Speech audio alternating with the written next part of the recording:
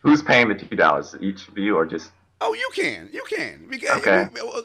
Okay. I don't like to pay anything, to be honest. Well, That's probably no, why I well, don't get well, many dates. I But tell whatever. guys never to take a woman out to dinner on the first date. You know, if you're going to do a Yeah. date, do coffee or something. But what I mean with $2 is you can go to the local grocery store, you can get a loaf of bread, you can go to the lake, and you can feed the ducks, and you can talk and get to know each other. Instead of feeding and stuffing her face with food and not having great conversations, this is just to find out if you are compatible. See, that's the problem with us guys, is that we feel like we got to, the first thing we want to do, well, I want to take you out on a date. And then what do you got to do? You got to talk. And a lot of guys don't know how to talk. So they come up with this boring Bob type conversations like, what do you like for in a guy? Where do you go to school? Where It's did like an your dad? interview. Yeah, it gets Yeah. boring. So I'm just saying that have fun, make it not about the meal, make it more about yourself, and get to know the person in a area where she'll feel comfortable, which is outside, and just have fun. Okay. All right, Nadia.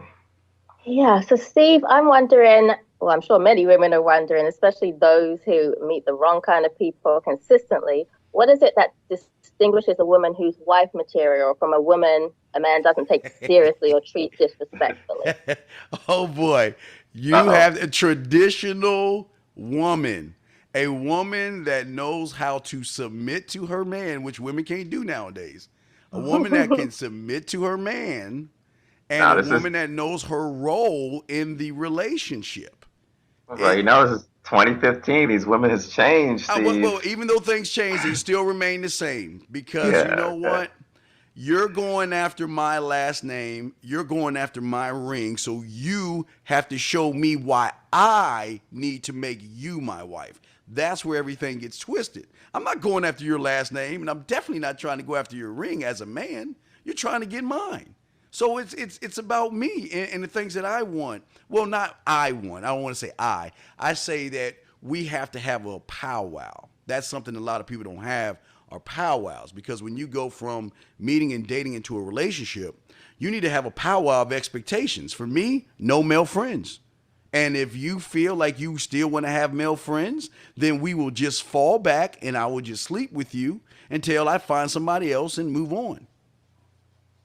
Okay. You know, it's interesting. I was watching one of your videos. He was arguing with some women, some female, I guess.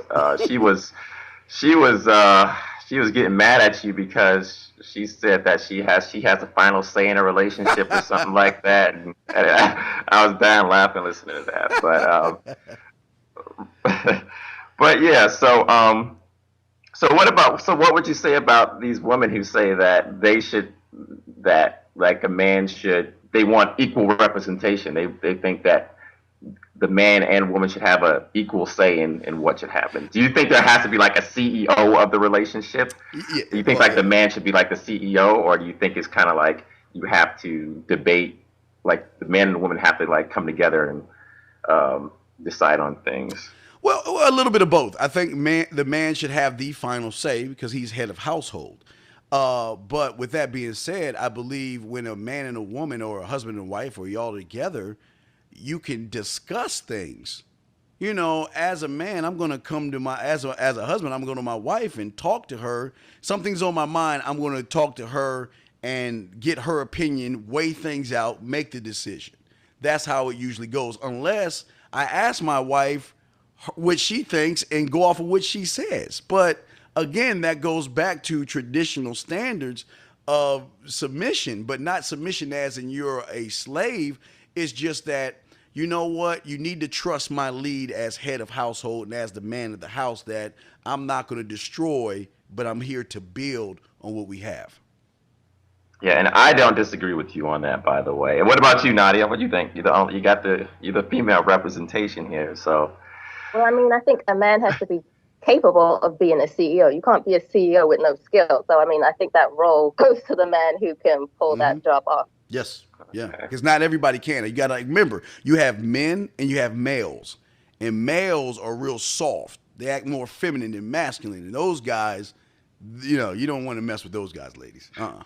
Stay So, away from so it. Steve, what percentage of guys do you think are men, and what percentage of guys do you think are males? I would say Just 95. I would say 95% males, probably 5% men. I mean, finding a man is okay. hard nowadays because you have a lot of these individuals now who've grown up in the age where everybody's a winner.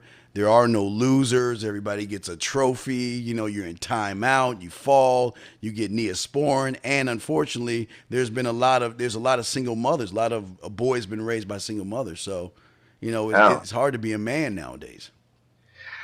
yeah. I think a mother and a father is very important. Yes. So you just got to rebuild these families. I don't blame you there. Okay, so here's a fun question. Okay.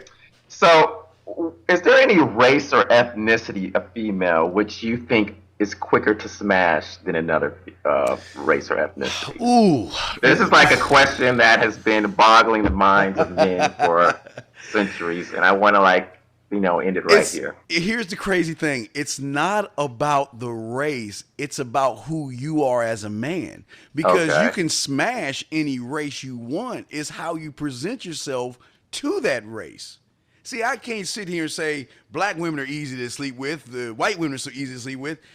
As a man, they're all easy to sleep with. I mean, hey, they can say no, but I mean, last I checked and I read the memo, women love sex, if not more than men. Women love sex. They just cover it up a little bit better than we do, but I mean, there's more sensitive areas down between their legs than what we have on our head, the crown of our, what we have. So Yeah, yeah, yeah. women love sex, believe me. And if you don't believe me, then you missed the memo. That's what I'm saying. You just have to present yourself in the right way. I mean, look at 50 Shades of Grey. Look at how that mommy porn's going. Yeah, I'm wondering who is like the demographic who's going to these movies. It has to be like all women. I've seen no dudes trying to go see Fifty Shades of Grey. So, And that's a problem. That's a homework assignment for my clients. I tell them to go see Harry Potter.